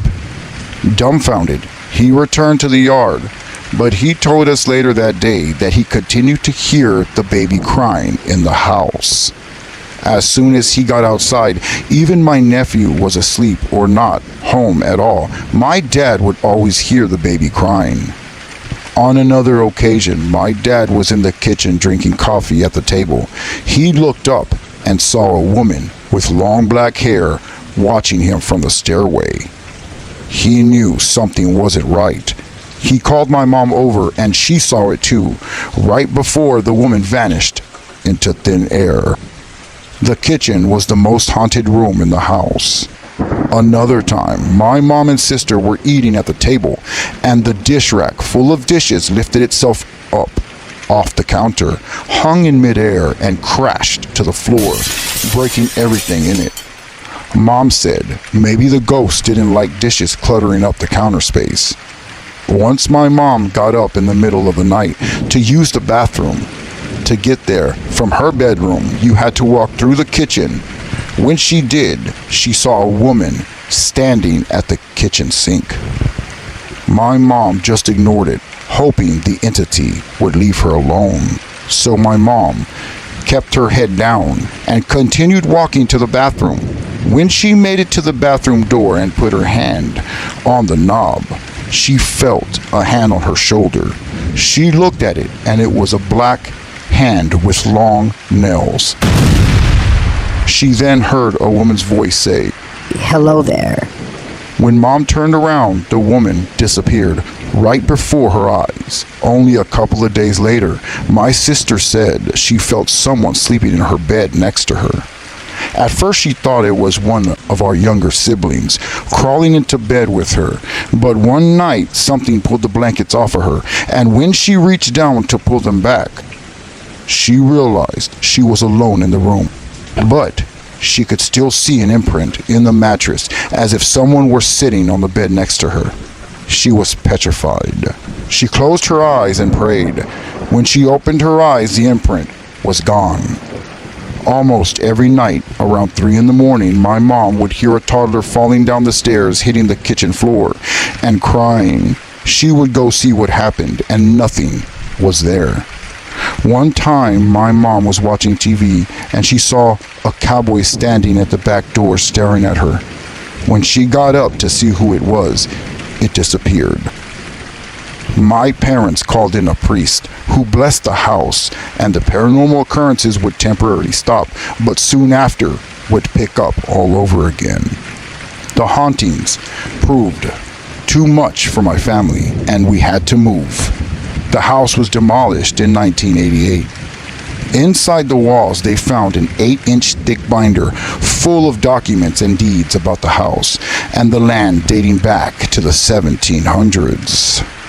The land is vacant now, with only the seller remaining to testify that a house ever existed in the first place. I don't know about the spirits though. They may still be hanging around the area. Thank you for listening. If you liked what you've heard, please like and subscribe for more scary, true paranormal stories with thunderstorm sounds. Okay, my friends, till next time, and don't forget to leave the nightlight on.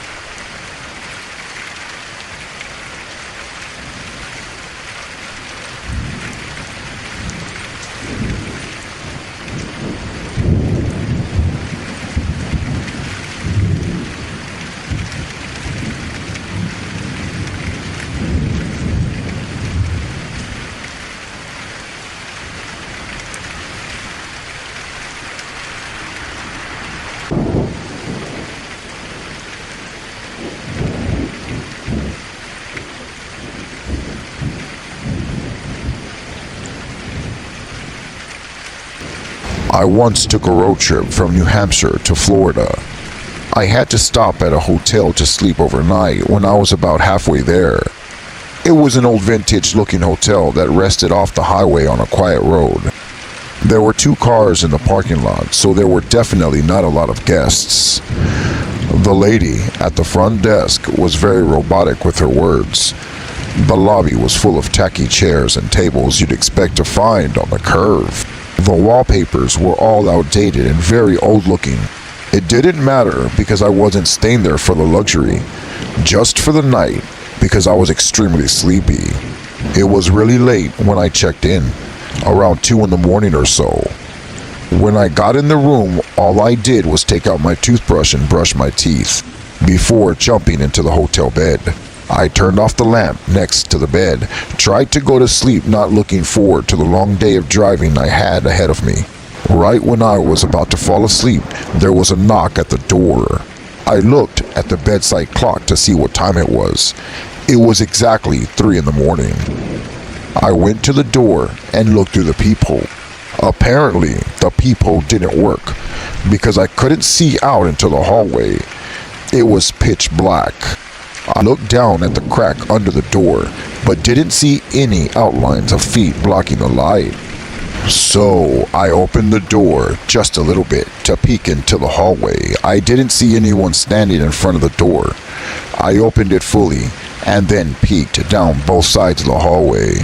It was clear, so I had to suddenly question if someone in this relatively vacant hotel was pranking me. I shut the door and locked it with the bolt this time. I went to lay back down in the bed, but then it happened again, banging on the door. This time, I jumped out of the bed, ran to the door, and checked the peephole again. Shockingly, all I saw was the empty hallway outside, but it hit me this time. I could actually see through the peephole. I unbolted the door and opened it. No one was there. I looked down both sides of the hallway again. There was no one. I could feel as if something was watching me. The hairs on my arms were standing straight up. This was where I drew the line. I grabbed the key to the room and went to the lady at the front desk. I told her someone kept knocking on my hotel door. I asked her to check the cameras to see who it could be. She replied they didn't have cameras in the hallways. The reaction also wasn't what I was hoping for. She seemed very unconcerned with what I told her. She said in a calm voice, there was only one other guest in the whole building. Then she just stared blankly at me. I could tell she wouldn't be of any help with this problem. So I left her and went back to my room. I locked the door with the bolt again. This time, I put on my headphones and put on one of those 5-hour sleep relaxation videos on YouTube. This would not only help me get to sleep, but block out any noise that I would hear coming from outside the room. It worked for a while. Eventually, I flipped from my side to my back and looked around the room. Then I froze with fear. I was staring at the corner and sat up to try to get a closer look at what I thought I was seeing. It looked like a giant humanoid figure, about 10 foot tall, standing right in the corner with its head to the ceiling. It was all pitch black. When I put the image together in my head, I felt a sudden rush of horror in my body. I quickly turned on the lamp, but when the room lit up, there was nothing in the corner of the room. I simply sat there with my heart beating probably 180 beats per minute. I gave myself a couple of minutes to calm down before shutting the light back off and laying back down on my side. I put the headphones in my ears, playing the relaxation video, and it really did help. I calmed down a little bit more, and not even 2 minutes later, as I looked in the corner of the room, it looked to be the 10-foot tall humanoid figure standing there looking straight at me again. I crawled to the edge of the bed and looked closer, and I practically shit myself. I saw what I was sure was a long arm at the side moving. I dove to turn on the lamp again, and the corner was empty again. I didn't stick around that time. I bagged up my few things in a matter of seconds and left the room. I gave the key to the woman and said I'm checking out early. She didn't even say a word as I stormed out the front door of the hotel. I then continued driving until I found another hotel where I fell fast asleep with no supernatural disturbances. Scary, true, paranormal story number 2. As a kid, I had a bedroom on the first floor. Money was a little tight, and my mom was taking care of 4 kids. I was the youngest, so I had the little room. My room was next to the living room, a small square room with wood flooring.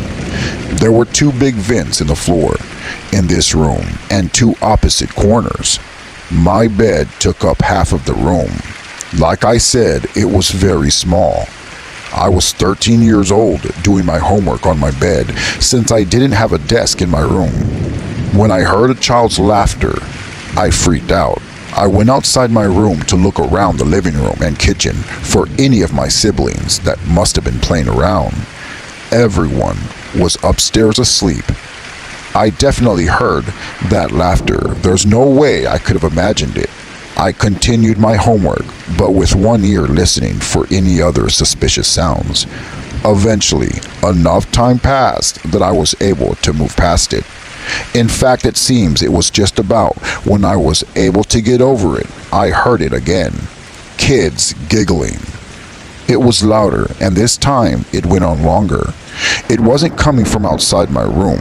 It was somewhere in the room. I figured one of my brothers was hiding from me. I followed the sound of laughter strangely to the corner of my room. I then looked down at the vent on the floor. That's when I figured out it was coming from inside the vent. I got down on my knees and pressed my ear up to the vent. There was no more giggling at this point. When there was a silence for a few seconds, I lifted my ear from the vent and then put my eyes up to the vent to get a peek inside it. It took me a second to realize I was staring at a pair of red glowing eyes looking back up at me. It opened its mouth and made a low growl. I jumped back to the wall and screamed for my mom in tears. She came storming into my room seconds later, but of course the noises were gone, as were the eyes. My mom thought I was going crazy due to a lack of sleep. I refused to sleep in that room that night, so she let me sleep in her room that night.